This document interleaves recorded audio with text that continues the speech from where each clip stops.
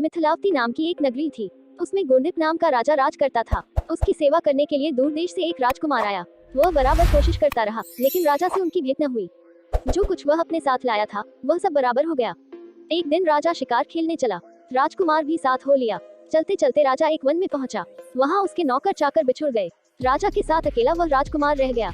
उसने राजा को रोका। राजा ने उसकी ओर देखा तो पूछा, तू इतना कमजोर क्यों हो रहा है? उसने कहा, इसमें मेरे कर्म का दोष है। मैं जिस राजा के पास रहता हूँ वह हजारों को पालता है, पर उसकी निगाह मेरी ओर नहीं जाती। राजन, 6 बातें आदमी को हल्का करती हैं: खोटी नर की प्रीति, बिना कारण हंसी, स्त्री से विवाद, असज्जन स्वामी की सेवा, गधे की सवारी और बिना संस्कृत की भाषा। और हे राजा, ये 5 चीजें आदमी के पैदा होते ही विधाता उसके भाग्य में लिख देता है: आयु, कर्म, धन, विद्या और यश।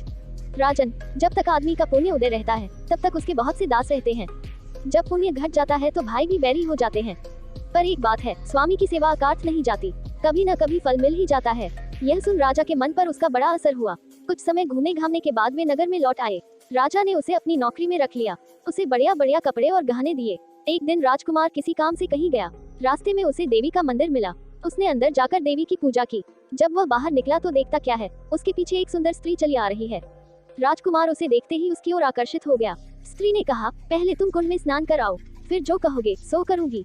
इतना सुनकर राजकुमार कपड़े उतारकर जैसे ही कुंड में घुसा और गोता लगाया कि अपने नगर में पहुंच गया। उसने जाकर राजा को सारा हाल कह सुनाया। राजा ने कहा, यह अचरज मुझे भी दिखाओ।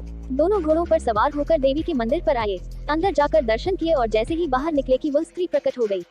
राजा को देखते ही बोली, महाराज, मैं आपके रूप पर मुग्ध हूँ। आप जो कहेंगे वही करूंगी। राजा ने कहा, ऐसी बात है तो तू मेरे इस सेवक से विवाह कर ले। स्त्री बोली, यह नहीं होने का, मैं तो तुम्हें चाहती हूँ। राजा ने कहा, सज्जन लोग जो कहते हैं उसे निभाते हैं, तुम अपने वचन का पालन करो। इसके बाद राजा ने उसका विवाह अपने सेवक से करा दिया। इतना कहकर बेताल बोला, हे राजन, यह बताओ कि राजा और सेवक दोनों में से किसका काम बड़ा हुआ? राजा ने कहा, नौकर का। बेताल ने पूछा, सो कैसे? राजा बोला, उपकार करना राजा का तो धर्म ही था, इसलिए उसके उपकार करने में कोई खास बात नहीं हुई। लेकिन जिसका धर्म नहीं था उसने उपकार किया तो उसका काम बढ़कर हुआ। इतना सुनकर बेताल फिर पेड़ पर जा लटका और राजा जब उसे पुनः लेकर चला तो उसने 8वीं कहानी सुनाई।